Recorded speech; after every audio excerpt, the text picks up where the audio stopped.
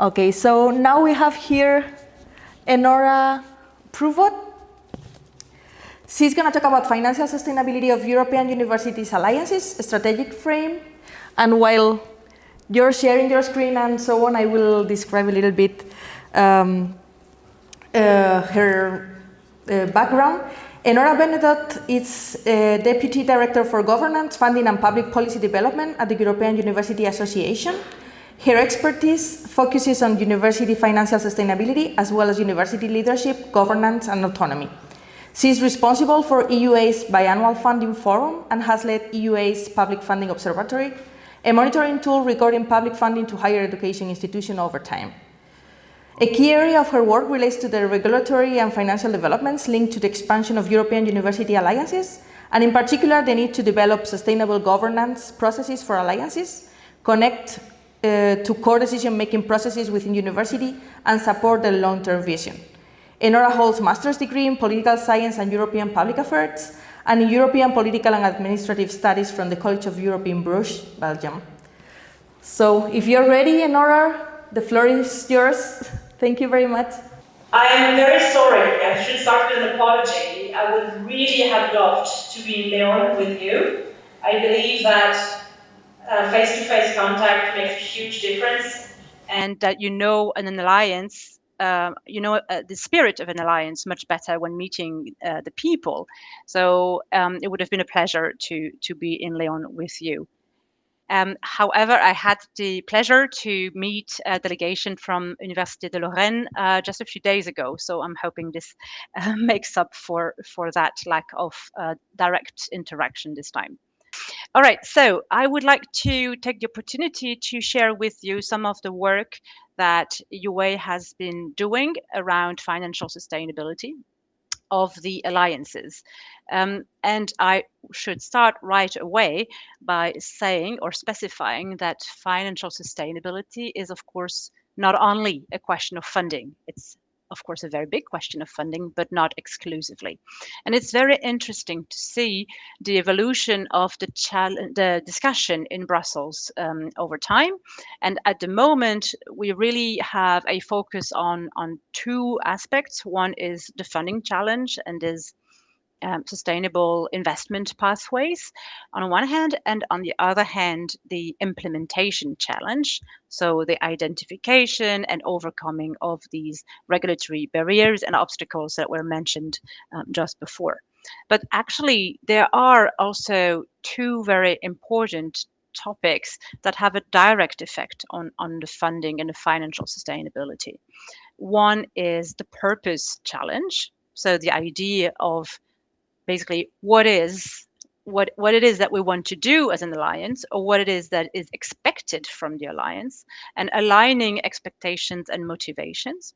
And that's important because this question of what the alliance is for is also a question of, it translates into who should be funding what and how around the alliance. So that is a critical question. And the other one is the question of governance. So we've heard, and of course, a very strong question is this project logic versus a long-term deep integration model. But the connection of the governance between the alliance level and its member institutions is crucial for funding purposes, because in a future where maybe European grants might not be the biggest, most visible part of the funding structure, the executive leaders will need to be able to legitimize the resource allocation decisions. So if money is shifted internally towards resourcing the alliance, it needs to be perceived as legitimate by the university community. So all of this just to remind us that financial sustainability is is connected to this broader sustainability challenge. Analysis we have, or the work that I'm presenting today, is based on various a whole, let's say, portfolio of work that EUA has been conducted. The most recent of which is a large-scale survey that we conducted in 2024. That was a survey on funding which about 170 institutions in Europe, geographical Europe, responded to. But in there, we had about 100 that were part or were applying to be part of alliances, and we decided to ask specific questions around that topic. So we do have nice critical mass of responses to build our analysis on. But EUA also works with focus groups. We also collect insights from our leadership development program. We also convene the community around the funding forum every second year. And we've also worked on the universities alliances quite a bit. I will also feed in some of the work we've done in monitoring the public funding of education, which we have done since 2008, as well as our work on autonomy, which is very important, and that was also alluded to in the previous presentation. Of course, there is a high diversity in particularly financial autonomy of universities in Europe, sometimes within systems, for instance, in Germany, as you well know. So based on this work, what we have thought to build is a temple of financial sustainability. And that logic and that concept is taken from the necessity to build a holistic picture of financial sustainability already for institutions themselves. But it comes with a twist when it's applied to alliances as a yet another level of complexity. And I think we would really like to emphasize the fact that the institutional purpose and added value of the alliances for its member institutions is the foundation of that temple. So again, why am I in this alliance and what it brings to my institution? And it's not a question that is answered only once and for all when we sign the agreements and launch the alliance. It's a valid question to come back to, not in a way that necessarily doubts or the alliance raison d'être, but in a way to re-update and adapt the strategic perspective on the belonging to the alliance. So that's crucial, and it's very interesting to see EURECA-PRO, for instance, having a very specific strategic focus that may differ from other alliances that may have a more general focus. So this brings a more clear, maybe added value and unique selling point, which is a very strong advantage for building an identity around the alliance, and building an identity that is identifiable by partners and potential funders. So that is crucial in this sense. Of course, this might generate issues in terms of internal legitimacy for those institutions that may be less specialized and more general in their academic offer portfolio. On this basis, what we are identifying as core pillars of financial sustainability are the following. So we start, and that's easier said than done, with full cost awareness. That is already something that is in progress at institutional level. And that is potentially even harder to apply at alliance level. But the idea is to understand costs that are involved in participating to the alliance. And we will see later that it's strongly underestimated. And it doesn't mean that it's not justified, but it should be better identified. Then we have a pillar of efficiency. So the question is how you can enhance your institutional capacity and build synergies to avoid excessive cost generation. We have an extremely interesting pillar, which is the diversification of income sources. And we'll come back to this. It was extremely well shown in the American case. The risk mitigation and the management of dependencies is becoming a priority. And it's a priority, I believe, for institutions themselves, but at the level of an alliance, there's a core question as to for how long a dependency towards European funding is adequate or not. And then finally, a strong pillar of financial sustainability remains leadership and governance. And here we mean building strategic alignment, legitimacy, and prioritization.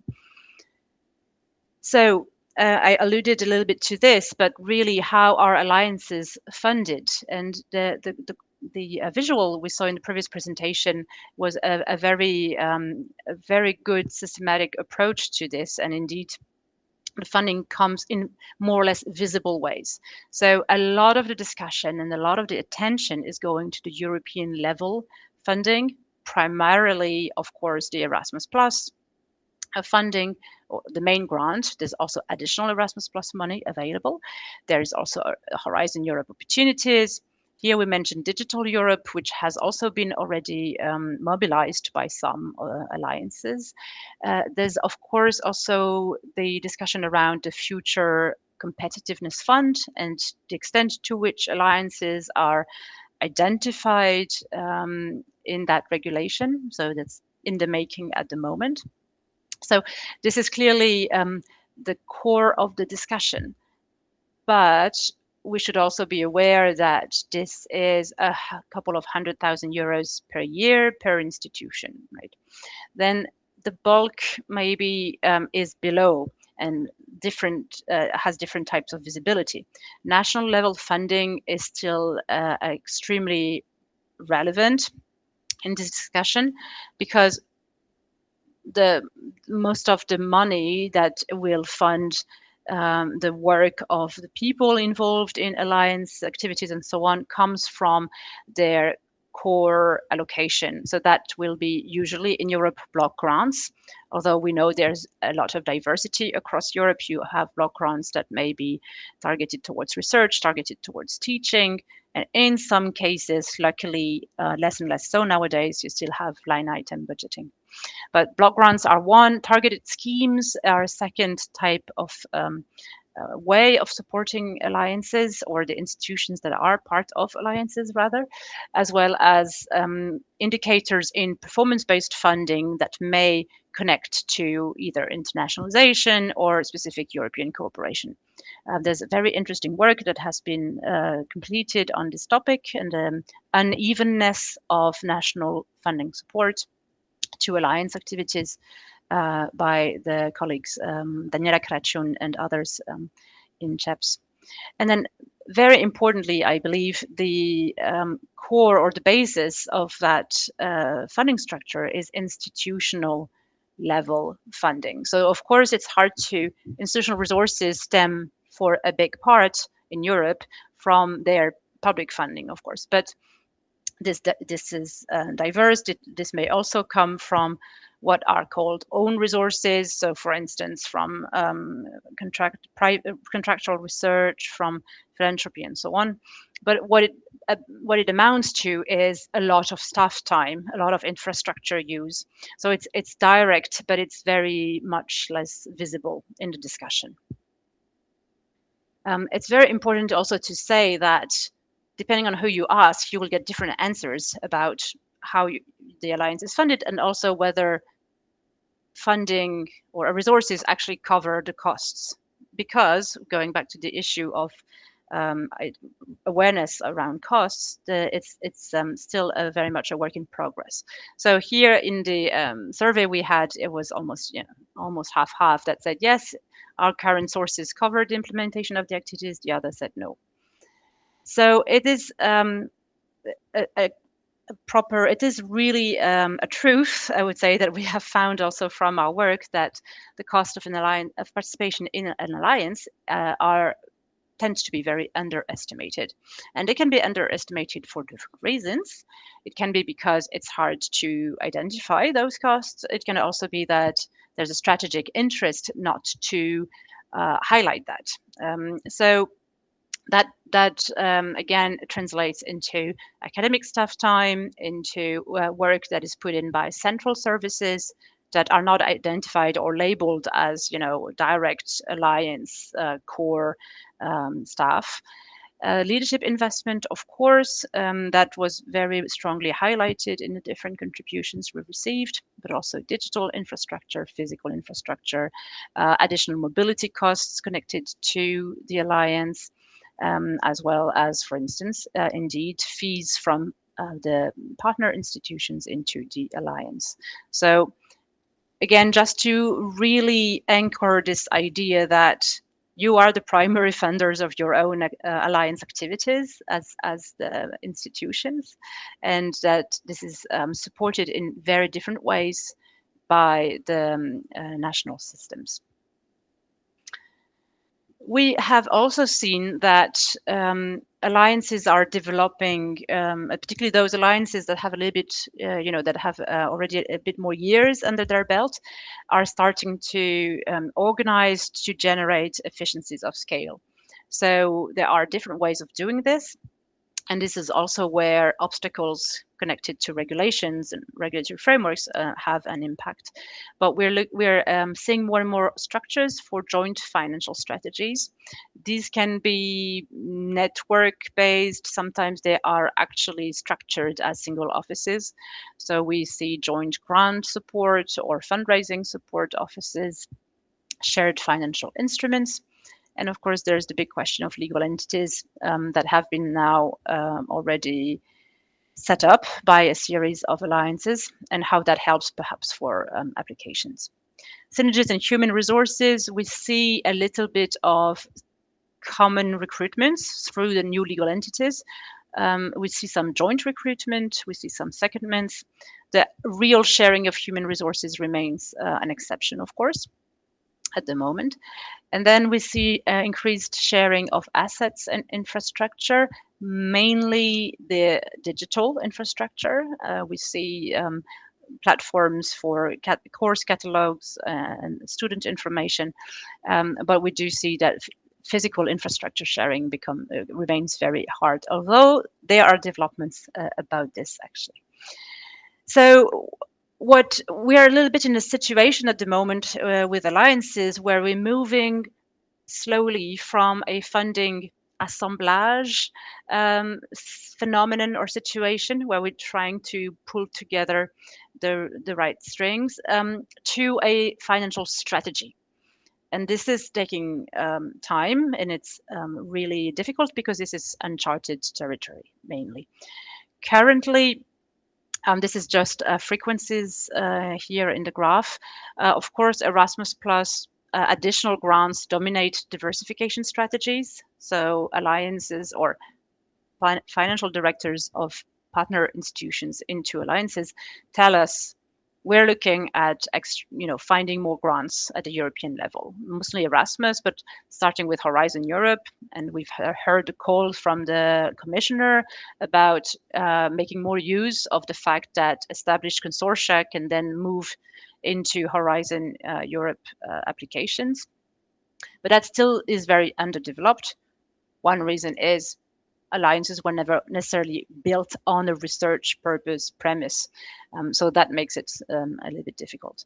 Private funding, so whether it's through contracts or through philanthropy, for instance, remains underdeveloped. Cross-border philanthropy, as was mentioned before, is still, of course, not very common. However, we see more and more cross-border funding schemes happening. France, Germany, and Poland, for instance, just agreed on yet another scheme. So to cover this final pillar of leadership, of course, and we mean by leadership not only rectors, not even only rectors and vice rectors, but we do mean all staff in an institution that has decision-making powers in a sort of central capacity. So that has an impact on the institution as a whole. And here there is a key element about aligning strategies and embedding alliance with other institutional partnerships to make sense of the partnership ecosystem, and to, of course, connect with the institutional governing bodies so that we don't end up with a disconnect between what is decided at the alliance that has an impact on the institution, but where communities don't feel like they've been involved. So very much, if you will, a problem that can apply when looking at your EU and national member state type of level.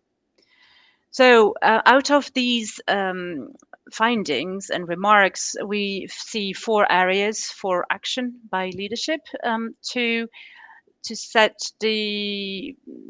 reset or recalibrate the connection between the alliance and the member institution. We mentioned reassessing the institutional purpose so that we can anchor alliance engagement in mission-driven objectives that are bottom up.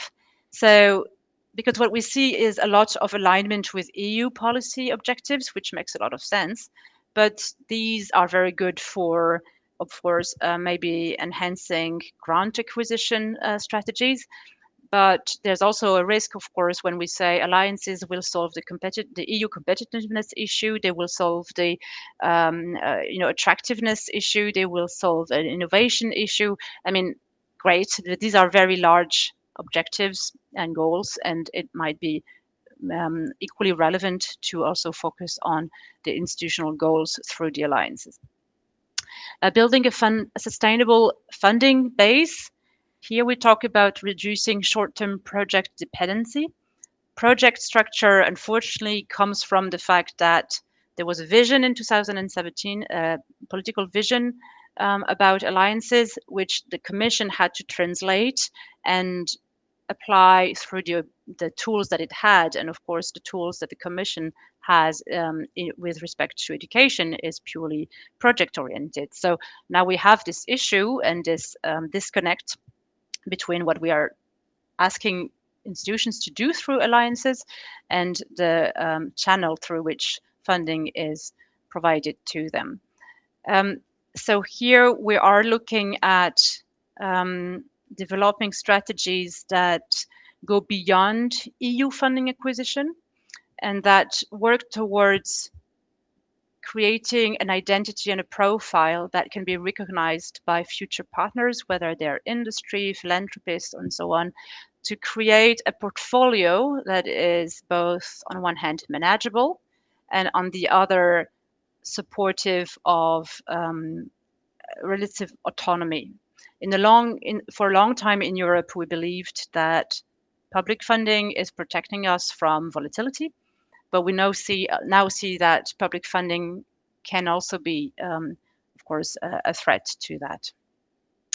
And of course, this means also investing in leadership development for all the people in decision-making positions in the institutions, so that this deep integration aspect is integrated as well in their professional approach. So the quest for sustainability in the next 10 years, what does it look like? Several things, such as reducing conflicting policy priorities that have been applied to alliances. Very importantly, and it was also mentioned in a previous presentation, this organic system growth that should be prioritized over aligning with EU priorities or reporting requirements and so on. That will only be possible if we offer greater flexibility in cooperation formats, whether it's about the size of the alliance and the number of partners, whether it's about their strategic focus and so on. That is very important. There is a discussion at the moment on how to develop the funding model for alliances. The Commission would like to get away from the logic of number of members and more towards performance-based or activity-based funding. Then the question will be, what is a proper indicator of alliance activities? What are indicators that could reflect the strategic focus of the alliance, of course? And I think perhaps importantly, we'll need to look into a gradual shift towards complementary roles of European, national, and institutional funding.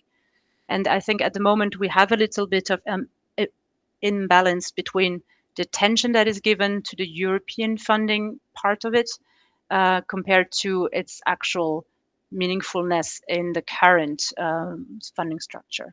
What was very important with European funding is that it gave the signal, it gave the impetus, but is it the anchor for financial sustainability of alliances that we would question. So maybe I'll finish with just a little bit of promotion in the sense that all these questions about funding of alliances and funding of deep collaboration in the context of this broader funding questions will be addressed in Brno in Czechia in October with the community at large. And we hope that we will see many of you there. Now we'll stop sharing and hopefully see a little bit of the room again. Thank you very much for your attention.